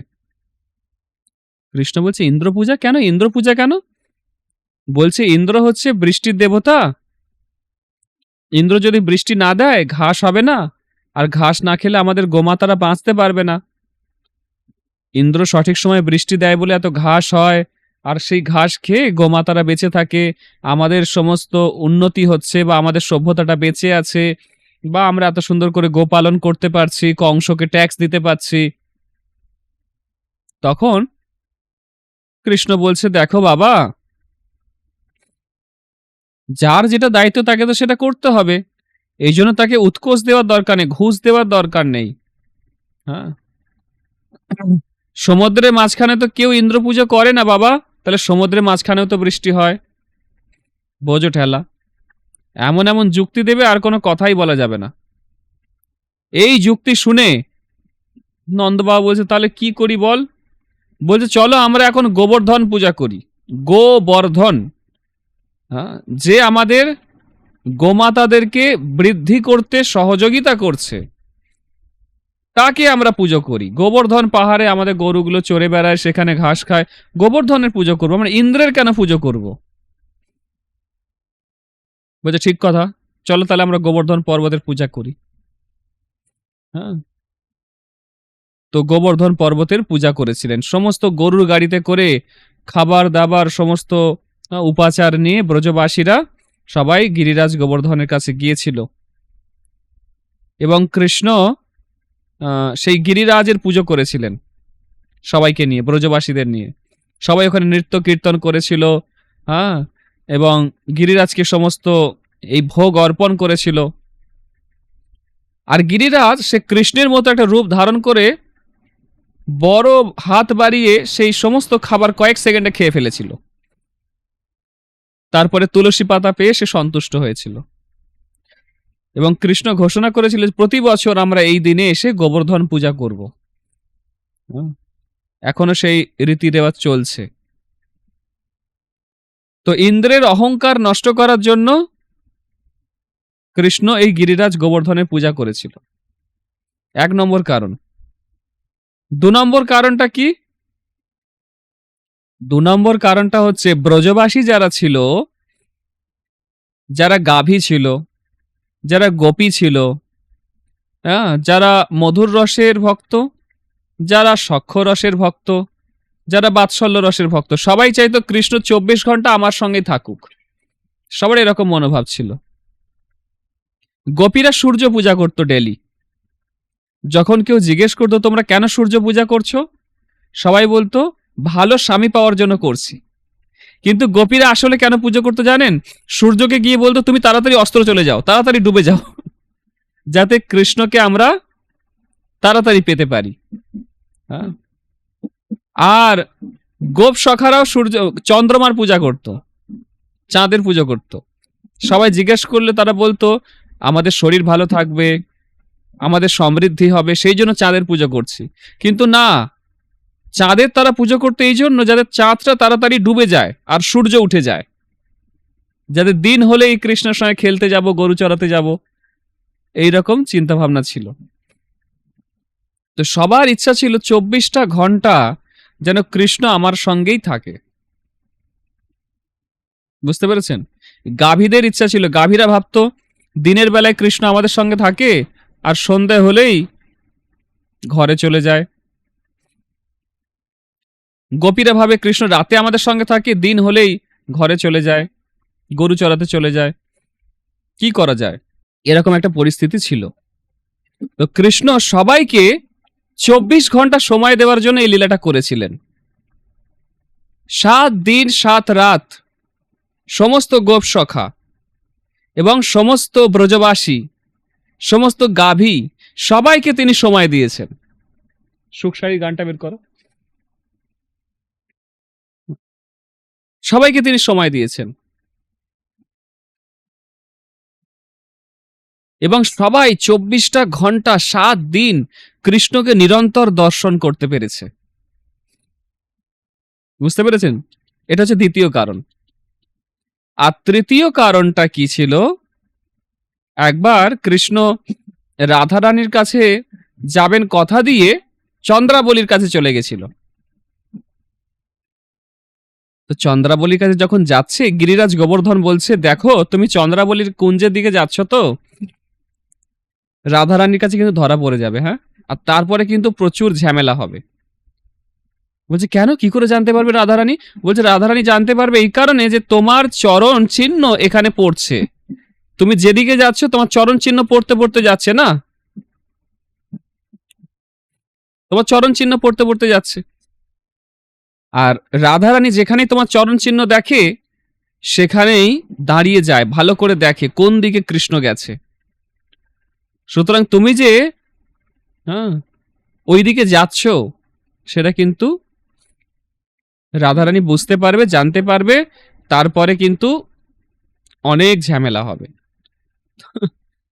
গিরিরাজকে বলছে তুমি এটা বলো না কখনো রাধারানীকে, ঠিক আছে? বলছে না, আমি তো রাধারানী ভক্ত, আমি তো বলেই দেব। আর যদি না বলি রাধারানী এমনি দেখলে বুঝতে পারবে তুমি ওইদিকে গেছো, তোমার পায়ের চিহ্ন দেখলে বুঝতে পারবে যে তুমি কোন দিকে গেছো, কার কুঞ্জের দিকে গেছো। হ্যাঁ, নাম কি বললাম? চন্দ্রাবলী। চন্দ্রাবলী, চন্দ্রাবলী কুঞ্জের দিকে গেছে। তো কৃষ্ণ সেই জন্যই গিরিরাজ গোবর্ধন লীলা করলেন, যাতে সেই প্রচুর বৃষ্টি হয় আর সেই পায়ের চিহ্নগুলো সব মুছে যায়। কারণ কৃষ্ণ যদি নিজে সেই পায়ের চিহ্নগুলো মুছতে যায়, সে অলরেডি যেখানে দাঁড়িয়েছে সেখানে পায়ের ছাপ পড়ে যাবে। যখনই মুছতে যাবে তার পায়ের ছাপ তো পড়তেই থাকবে। সেই জন্য এরকম লীলা করলেন যাতে প্রচুর বৃষ্টি হয় আর কৃষ্ণের পায়ের ছাপগুলো সব মুছে যায়।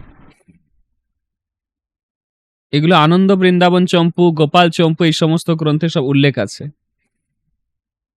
আর যখন এরকম গিরিরাজ গোবর্ধন লীলা হচ্ছে, কৃষ্ণ হ্যাঁ বাঁ হাতের কড়ি আঙুলে করে গিরিরাজ গোবর্ধনকে ধারণ করেছে, আর সমস্ত ব্রজবাসীদের বলেছে তোমরা সবাই এখানে চলে আসো। দেখছি একটা সিঁড়ি নেমেছে, খুব সুন্দর একটা সিঁড়ি, আর নিচে পুরো টাইলস বসানো, সুন্দর মার্বেল বসানো, পুরো দেওয়ালগুলো মণি রত্ন, হ্যাঁ, এবং দামি দামি সমস্ত কি বলবো আহ, কি বল অলংকার, হ্যাঁ, দেওয়ালের মধ্যে সব, দেওয়ালগুলো এত সুন্দর, মানে কি বলো, মানে কৌস্তব মণির মতো সব মণি রয়েছে যেগুলো জ্বলছে, আলোয় আলোকিত হয়ে রয়েছে।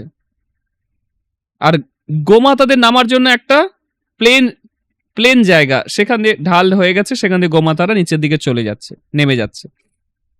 দেখছে বিশাল বড় একটা হল রুম ভেতরে, সেখানে সমস্ত ব্রজবাসীরা, গাভীরা সবাই একত্রিত হয়েছে। আর কৃষ্ণ কড়ি আঙুলে করে, বাঁহাতে কড়ি আঙুলে করে গিরিরাজকে ধারণ করে আছে। আর সেখানে গোপ এবং গোপীরা, তাদের মধ্যে দ্বন্দ্ব লেগেছে সুখ এবং শাড়ির মধ্যে। কি বলছে তারা? বলছে সুখ বলে আমার কৃষ্ণ মদন মোহন, শাড়ি বলে আমার রাধা বামে যতক্ষণ। হ্যাঁ, সুখ কি বলছে? বলছে আমার কৃষ্ণ হচ্ছে মদন মোহন, বললাম না একটু আগে, কন্দর্প কোটি কমনীয় বিশেষ শোভম, গোবিন্দম আদি পুরুষম তমহম ভজামি। কোটি কোটি কামদেব, যার নাম হচ্ছে মদন, কৃষ্ণকে দেখলেই অজ্ঞান হয়ে যায়। এই কামদেব যাকে কামবান ছুড়বে সে পাগল হয়ে যাবে, কিন্তু কৃষ্ণকে দেখলে সে নিজে পাগল হয়ে যায়। তো বলছে এই যে কৃষ্ণ যে মদন মোহন, হ্যাঁ, শাড়ি বলছে আমার রাধারানী যতক্ষণ আছে ততক্ষণ। হ্যাঁ, বুঝতে পেরেছেন? না হলে ও শুধুই মদন বলছে এখানে। হ্যাঁ, সুখ বলে আমার কৃষ্ণ মদন মোহন, শাড়ি বলে আমার রাধা বামে যতক্ষণ। হ্যাঁ, নইলে শুধুই মদন, ও মদন মোহন হবে না, শুধুই মদন হয়ে থাকবে। একটা খুব সুন্দর ভজন আছে, বৃন্দা বিলাসিনী রায় আমাদের, শুনেছেন আপনারা? বৃন্দাবনে বিলাসিনী রায় আমাদের, আমাদের কৃষ্ণা মাতা যে এই গানটা খুব সুন্দর গায়, বৃন্দাবন বিলাসিনী রায় আমাদের, শুনেছেন? রায় আমাদের আমরা রায়ের রায় আমাদের, শুনেছেন গানটা? কে কি শুনেছেন হাত তুলুন দেখি, কে কে শুনেছেন? একজন, দুইজন, আর কে কি শুনেছে? সুখ বলে আমার কৃষ্ণ মদন মোহন, সারি বলে আমার রাধা বামে যতক্ষণ। হ্যাঁ, তো সুখ বলছে আমার কৃষ্ণ হচ্ছে মদন মোহন, আর সারি বলছে আমার রাধা রানী যতক্ষণ আছে ততক্ষণ, না হলে শুধুই মদন। তারপরে একটা খুব সুন্দর লাইন আসছে। হুম, সুখ বলে আমার কৃষ্ণ গিরি ধরেছিল, সারি বলে আমার রাধা শক্তি সঞ্চারিল। হ্যাঁ, সুখ এবং সারির দ্বন্দ্বে বলছে যে কৃষ্ণ গিরিরাজ গোবর্ধনকে ধারণ করেছিল, আর সারি বলছে ও এত শক্তি পেল কোথায়? রাধারানী শক্তি দিল তবেই তো হলো। বাম দিকে রাধারানী আছে, আর বাঁ হাতেই কৃষ্ণ গিরিরাজ গোবর্ধনকে তুলেছে, ডান হাতে তোলেনি। আর বাঁ দিকে রাধারানী আছে, মানে রাধারানী শক্তি দিল বলে তো তুলতে পারলো, নাহলে তুলতেই পারতো না। হ্যাঁ, তারপরে বলছে সুখ বলে আমার কৃষ্ণের মাথায় ময়ূর পাখা, সারি বলে আমার রাধার নামটি তাতে লেখা। মানে রাধারানীর কিছু ভক্ত আছে আর কৃষ্ণের কিছু ভক্ত আছে, দুটো দল আছে, তারা নিজেদের মধ্যে এরকম সুন্দর করে বাগ বিতণ্ডা করছে। হুম, অনেক গোপ সখা ছিল যারা ভাবছে যে কৃষ্ণ যে গিরিরাজ ধারণ করেছে, যে কোনো সময় না কৃষ্ণের শক্তি শেষ হয়ে যাবে আর এই গোবর্ধন পাহাড় পড়ে যাবে। তো তাদের কাছে যে লাঠি ছিল, সে লাঠিগুলো দিয়ে ঠেকিয়ে রেখেছে গোবর্ধন পাহাড়কে। হ্যাঁ, আর তারা বলছে আমরা ভাগ্যিস সেই লাঠিগুলো নিয়ে এসেছিলাম, নাহলে গিরিরাজটা পড়েই যেত, গোবর্ধন পাহাড়টা পড়েই যেত। হ্যাঁ, তো এইভাবে সবাই মিলে 7 দিন 7 রাত কৃষ্ণকে দেখছে, শুধু 2 চোখ দিয়ে দেখছে, চোখ দিয়ে কৃষ্ণের রূপ পান করছে। গোপী মানে গো মানে ইন্দ্রিয়, পি মানে পিবতী, পান করে। যে তার সমস্ত ইন্দ্রিয় দিয়ে কৃষ্ণকে পান করে সে হচ্ছে গোপী বা গোপ। হ্যাঁ, চোখ দিয়ে নিরন্তর কৃষ্ণকে দেখবে, কান দিয়ে নিরন্তর কৃষ্ণের কথা শুনবে, মুখ দিয়ে নিরন্তর কৃষ্ণের কথা বলবে। এই রকম সমস্ত ইন্দ্রিয় দিয়ে যে কৃষ্ণকে পান করে সে হচ্ছে গোপ বা গোপী। বুঝতে পেরেছেন? তো 7 দিন 7 রাত কৃষ্ণ সবাইকে সঙ্গ দেওয়ার জন্য এরকম লীলা করেছিলেন। হ্যাঁ, গাভীরাও তারাও কৃষ্ণকে 7 দিন 7 রাত নিরন্তর দেখতে পেল, গোবৎসরাও দেখতে পেল, সমস্ত গোপীরা যারা কৃষ্ণকে নিরন্তর দেখতে চাইতো দেখতে পেল, মা যশোদাও দেখতে পেল। মা যশোদা ভাবতো সকালে কৃষ্ণ চলে যায়, সন্ধ্যাবেলায় আসে, সেও দিন রাত কৃষ্ণকে দেখতে পেল, 7 দিন 7 রাত দেখতে পেল। তো এইভাবে কৃষ্ণ গিরি গোবর্ধন লীলা করেছিল। হ্যাঁ, আর এই লীলা করার পরে ইন্দ্র কি করলো? গিরিরাজের উপর রেগে গেল, তার উপর বাজ ফেললো, এতে কিছু হলো না। বজ্রাঘাত করলো গিরিরাজের উপরে, এতে গিরিরাজের কিছুই হলো না। অবশেষে কি হলো? হ্যাঁ, যখন দেখলো যে কৃষ্ণ হচ্ছে পরম ভগবান, বৃন্দাবনে কারো কোনো ক্ষতি করা যায়নি এত কিছু করার পরেও, তখন ইন্দ্র এসে ক্ষমা চাইল কৃষ্ণের কাছে। হ্যাঁ, যে কৃষ্ণ আমার ভুল হয়ে গেছে। আর ইন্দ্রকে কৃষ্ণ ক্ষমা করে দিয়েছিল। ইন্দ্র এত বড় অপরাধ করার পরেও কৃষ্ণ ক্ষমা করে দিয়েছে। কারণ কি? কারণ ইন্দ্র যখন এসেছিল একা আসেনি, সুরভি গাভীকে সঙ্গে নিয়ে এসেছে।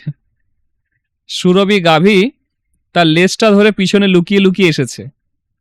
আর যখন সুরভি গাভীকে কৃষ্ণ দেখেছে, কৃষ্ণের মনটা ভালো হয়ে গেছে, ক্ষমা করে দিয়েছে। ইন্দ্র এসে ভগবানকে অনেক স্তুতি করেছে, তারপরে ভগবান তাকে ক্ষমা করে দিয়েছে। এরপরে আমরা এই গিরিরাজ গোবর্ধন লীলার পরে একটা সুন্দর লীলা হয়, ধেনুকাসুর বধ। কংস আর একটা অসুর পাঠায়, ধেনুকাসুর বলে একটা অসুর। ধেনুক মানে গাধা, গাধা। আর গাধা কাকে বলে? যার কোনো বুদ্ধি নেই। গাধা। তো এই ধেনুকাসুরকে পাঠিয়েছে কৃষ্ণকে মেরে দেওয়ার জন্য। সে তাল বনে এসে প্রহর গুনছিল যে কবে কৃষ্ণ বলরাম আসবে আর তাদেরকে আমি মেরে দেব। তো একদিন সমস্ত সখাদের নিয়ে কৃষ্ণ বলরাম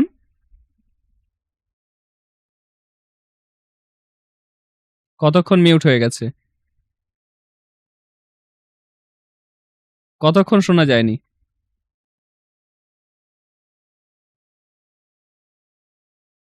ওকে, লাস্ট আমি কি বলছিলাম?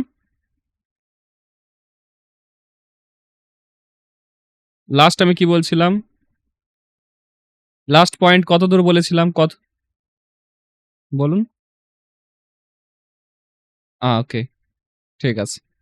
তো ইন্দ্রকে ক্ষমা করে দেওয়ার পরে একটা খুব সুন্দর লীলা হয়। গিরি গোবর্ধন ধারণ লীলার পর একটা সুন্দর লীলা হয়, সেটা হচ্ছে ধেনুকাসুর বধ। ধেনুক মানে হচ্ছে গাধা, আর গাধা মানে সে একদম নির্বোধ। আমরা সবাইকে গাধা বলি কখন? যখন সে কোনো নির্বুদ্ধিতার পরিচয় দেয়। হ্যাঁ, পরিশ্রম করবে অথচ যার কোনো বুদ্ধি নেই, একে বলে গাধা। তো কংস এই ধেনুকাসুরকে পাঠিয়েছিল কৃষ্ণকে মেরে দেওয়ার জন্য। এ তাল বনে অপেক্ষা করছিল ধেনুকাসুর। একদিন সমস্ত গোপ সখাদের নিয়ে কৃষ্ণ বলরাম গেছে, বনভোজন করছে, আর সেই সময় তারা বলেছে চলো আজকে তাল বনে যাই। হ্যাঁ, সুন্দর সুন্দর তাল হয়েছে। তো তাল বনে গিয়ে কৃষ্ণ আর বলরাম কি করেছে, গাছগুলোকে নাড়া দিচ্ছে আর সেখান থেকে অনেক তাল পড়ছে, আর সেই আওয়াজ শুনে ধেনুকাসুরের ঘুম ভেঙে গেছে। এবার সে দেখছে আজকে সময় এসেছে, হ্যাঁ, এবার কৃষ্ণকে আমি মেরে দেব বলে দৌড়ে দৌড়ে এসে মানে পিছনে দুটো পা তুলে কৃষ্ণকে লাথি মারার চেষ্টা করেছে। আর কৃষ্ণ কি করেছে, পা দুটো ঘুরিয়ে ঘুরিয়ে ঘুরিয়ে ঘুরিয়ে ছুঁড়ে ফেলে দিয়েছে একটা তাল গাছের উপর পড়ে। ব্যাস, পঞ্চত্ব প্রাপ্তি হয়ে গেছে, মরে গেছে ধেনুকাসুর।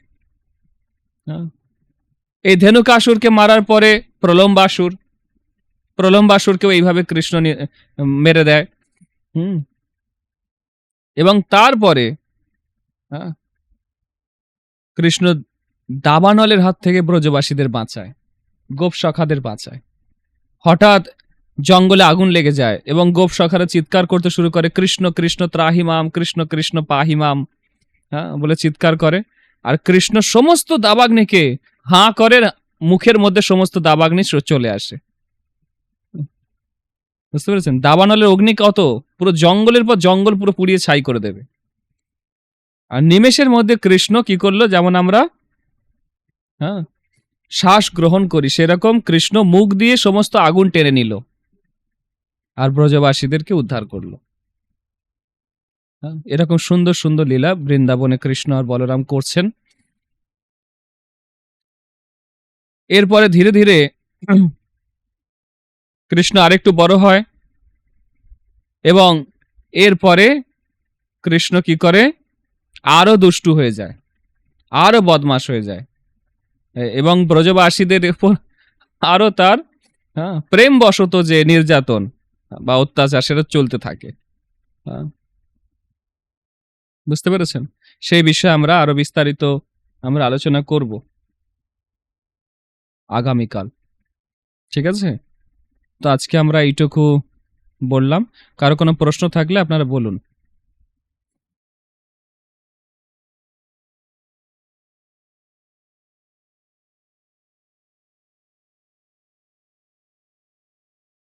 এই বৃন্দাবনে একবার একটা সুন্দর লীলা আমার মনে পড়ছে। সেটা হচ্ছে একবার দুর্বাসা ঋষি এসেছিল বৃন্দাবনে। বৃন্দাবনের অপর পারে, মানে যমুনার উল্টো পারে, মানে অপর পারে ছিল দুর্বাসা ঋষি এসেছে। আর দুর্বাসা ঋষি এসেছে আর সেই সময় কি হয়েছে, ব্রজে যত গোপীরা আছে তারা সকলে মিলে দুর্বাসা ঋষির সেবা করার জন্য চিন্তা ভাবনা করছে এবং তার কাছে যাওয়ার চেষ্টা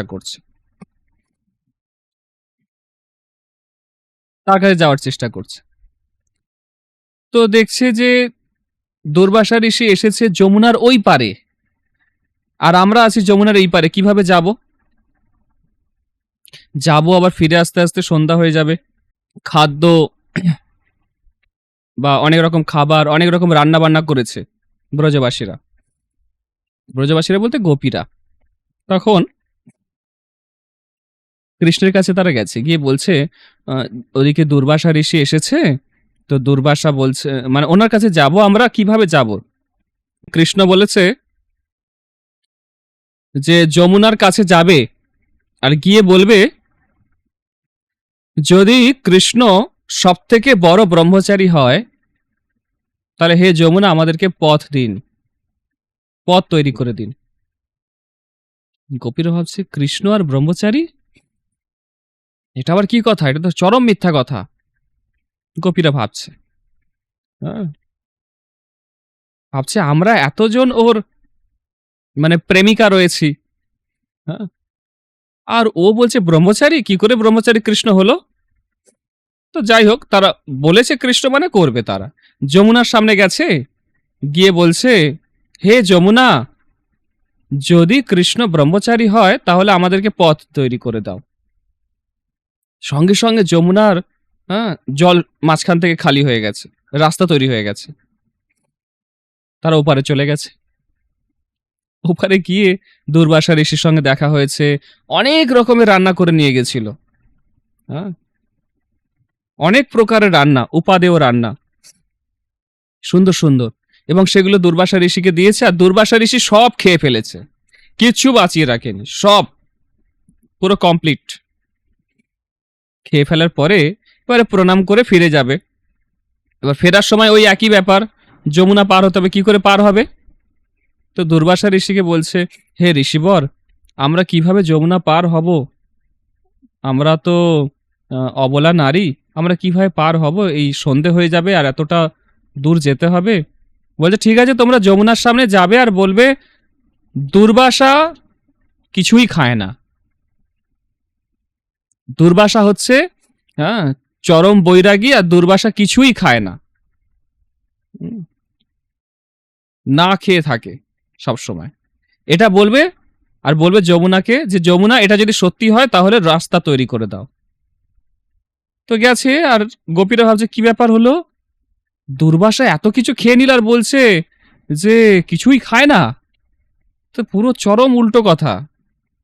যমুনার পাড়ে গেছে, গিয়ে বলছে, হে যমুনা, যদি দুর্বাসা, হ্যাঁ, কিছুই খায় না, কিচ্ছু খায় না, হ্যাঁ, সবসময় অনাহারী থাকে, উপোস করে থাকে, নিরন্তর উপোস করে থাকে, উপবাসী, যদি দুর্বাসা, হ্যাঁ, উপবাসী হয় তাহলে আমাদেরকে রাস্তা করে দাও। সঙ্গে সঙ্গে জল শুকিয়ে গেছে, মাঝখান থেকে রাস্তা তৈরি হয়ে গেছে। আর ওরা ওপারে চলে গেছে, গিয়ে তো সবাই ভাবছে কি রে, কৃষ্ণ নাকি বড় ব্রহ্মচারী আর দুর্বাসা নাকি উপবাসী, এটা কি করে সত্যি হয়? দুটোই চরম মিথ্যে কথা, চরম মিথ্যা কথা। তো কৃষ্ণের কাছে গেছে এটাকে সমাধান করার জন্য। তো ভগবান বলছে, কৃষ্ণর সঙ্গে দেখা করেছে যখন, কৃষ্ণ বলছে, এটাকে বোঝাচ্ছে যে আমি হচ্ছি আত্মা রাম। আমি আমার আনন্দের জন্য আমার বাইরে কোনো কিছু প্রয়োজন হয় না। আমি যে সমস্ত কাজ করি সেগুলো শুধুমাত্র আমার শরণাগত ভক্তদেরকে আনন্দ দেওয়ার জন্য। না আমার খাবার প্রয়োজন হয়, না আমার ঘুমানোর প্রয়োজন হয়, না আমার কারোর সঙ্গে কোনো রকম কিছু লীলা করার প্রয়োজন হয়, কিছু প্রয়োজন নেই আমার। আমি নিজেতেই, আত্মাতেই রমণ করি সবসময়, এবং আমি নিজের মধ্যে সবসময় সন্তুষ্ট, আনন্দে আছি। সেই জন্য আমি হচ্ছে সব থেকে শ্রেষ্ঠ ব্রহ্মচারী। তোমাদের সঙ্গে যে আমি লীলা করি এগুলো হচ্ছে তোমাদের আনন্দ বিধানের জন্য। আর দুর্বাসা সত্যি উপবাসী, ও যেগুলো খাচ্ছে ও একটাও নিজের ইন্দ্রিয় তৃপ্তি করেনি, সব ভেতরে যে জঠরাগ্নি রূপে আমি রয়েছি আমাকে আহুতি দিয়েছে, ও নিজের জন্য এক কণাও গ্রহণ করেনি, হচ্ছে নিরন্তর উপবাসী। এই কথাটা চরম সত্য। তো একবার রাধারানী কৃষ্ণের জন্য, সরি, দুর্বাসা ঋষির জন্য পায়েস বানিয়েছে, সুন্দর পরমান্ন বানিয়েছে, ক্ষীর বানিয়ে দুর্বাসা ঋষির কাছে গেছে, গিয়ে দিয়েছে। আর দুর্বাসা ঋষি সেটা গ্রহণ করে এত সন্তুষ্ট হয়েছে, সন্তুষ্ট হয়ে রাধারানীকে আশীর্বাদ দিয়েছে যে তোমার হাতে যে খাবে তার দীর্ঘ আয়ু হবে, নিরোগ হবে, হ্যাঁ, এবং তার কোনো শত্রু থাকবে না, তার শত্রুর বিনাশ হয়ে যাবে, হ্যাঁ, এবং তার জীবনে ত্রিতাপ ক্লেশ থাকবে না, তার সৌভাগ্য বৃদ্ধি হবে, সমৃদ্ধি বৃদ্ধি হবে, এইসব আশীর্বাদ করে দিয়েছে। কাকে? রাধারানীকে আশীর্বাদ করেছে দুর্বাসা। এই কথাটা মা যশোদার কানে পৌঁছেছে, আর সেই থেকে মা যশোদা রাধারানীকে নিজের রান্নাঘরে প্রধান রাঁধুনি বানিয়ে দিয়েছে, যে তুমি আজ থেকে কৃষ্ণের জন্য রন্ধন করবে। হ্যাঁ, সেই থেকে রাধারানী কৃষ্ণের জন্য রন্ধন করে এবং প্রতিদিন আলাদা আলাদা আইটেম বানায়। প্রতিদিন ভগবানের জন্য যে আইটেম হয়, যে রান্না হয়, সেগুলো পরিবর্তন হয়ে যায় পরের দিন, কোনো কিছু রিপিট হয় না। এটা হচ্ছে রাধারানীর ভগবানের প্রতি সেবার মনোভাব। যে এমন সেবা যে না কেউ করতে পারবে আর না কেউ কোনোদিন ভাবতে পারবে, এরকম উন্নত মানের সেবা রাধারানী সবসময় ভগবানের জন্য করে চলেছেন। হ্যাঁ, এই যে দুর্বাসা ঋষি, ইনি কোনো সাধারণ ব্যক্তি নন, ইনি হচ্ছে শিবজির অংশ প্রকাশ, অত্রি আর অনুসুয়ার পুত্র। হ্যাঁ, অত্রি আর অনুসুয়ার পুত্র। দুর্বাসা সম্পর্কে জানা যায় যে একবার ত্রিদেব ব্রহ্মা, বিষ্ণু এবং মহেশ বা শিবজি, এরা তিনজন অনুসুয়া যে পতিব্রতা নারী, অত্যন্ত সতীসাধ্যী নারী, তার পরীক্ষা নিতে এসেছিল। পরীক্ষা নিতে এসে হ্যাঁ, তিনজনে তাকে বলেছে যে আপনি আমাদেরকে আজকে ভোজন করাবেন সম্পূর্ণ বিবস্ত্র অবস্থায়। কেমন পরীক্ষা! পরীক্ষার কোনো লিমিট নেই। তখন অনুসুয়ার এত সতীসাধ্যী নারী, সে ওই ত্রিদেবকে ছোট ছোট 3টে শিশু বানিয়ে দিয়েছে, 5 দিনের শিশু বানিয়ে দিয়েছে, দুধের শিশু, সদ্যজাত সন্তান বানিয়ে দিয়েছে তিনজনকেই। শিবকে বানিয়ে দিয়েছে ছোট শিশু, হ্যাঁ, যার নাম হচ্ছে পরবর্তীকালে দুর্বাসা। ব্রহ্মাকে বানিয়ে দিয়েছে ছোট্ট শিশু, যার নাম হচ্ছে দত্তাত্রেয়। দত্তাত্রেয় আছে না, দেখেছেন আপনার? দত্তাত্রেয় মন্দির, অনেক জায়গায় দত্তাত্রেয় দেবে 3টে মুখ আছে, সামনে কুকুর আছে হয়তো তার বাহন, এরকম কিছু। বিষ্ণুকেও একটা বিশেষ রূপ দিয়েছে, নামটা আমার মনে নেই এই মুহূর্তে। তো ত্রিদেবকে 3টে শিশুতে পরিণত করেছে, বুঝতে পেরেছেন? এবং এই দুর্বাসা কি বলা হয়, দুর্বাসায় পরবর্তীকালে অনেক প্রসিদ্ধ হয় তার রাগ এবং অভিশাপ দেওয়ার জন্য। এত প্রসিদ্ধ ঋষি।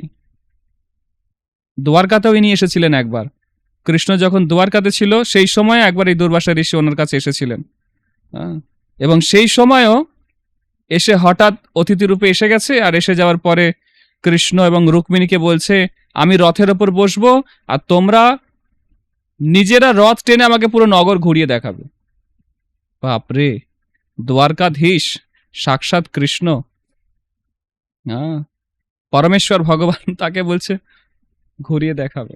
আর কৃষ্ণ আর রুক্মিণী সত্যি সত্যি তাই করেছে, বুঝতে পেরেছেন? অতিথির অবমাননা কখনো করেননি ভগবান, আমাদেরকে শিক্ষা দেওয়ার জন্য উনি এই সমস্ত লীলা করেছেন। তারপরে হঠাৎ রাস্তায় রুক্মিণী জল তেষ্টা পায়, কিন্তু জানে দুর্বাসা এত রাগী, কিছু বলে না। দুর্বাসা মনের ভাব বুঝতে পেরে পায়ের আঘাতের সঙ্গে সঙ্গে সেখানে গঙ্গা প্রকট করে দেয়। এরকম এত শক্তি ছিল দুর্বাসার, প্রচুর শক্তি ছিল। তো যাই হোক, ভগবান শ্রীকৃষ্ণ লীলাতে এই দুর্বাসা ঋষিরও অনেক যোগদান আছে, যেটা আমরা পরবর্তীকালে আরো সুন্দরভাবে জানবো। ঠিক আছে, কারো কোনো প্রশ্ন আছে বলুন।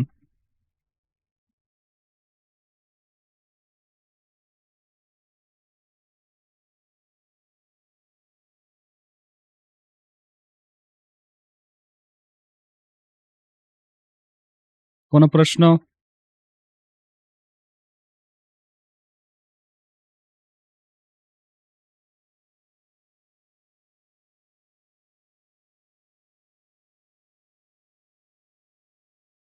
কোনো প্রশ্ন নেই, ঠিক আছে, তাহলে আমরা এখানেই আজকে বলুন।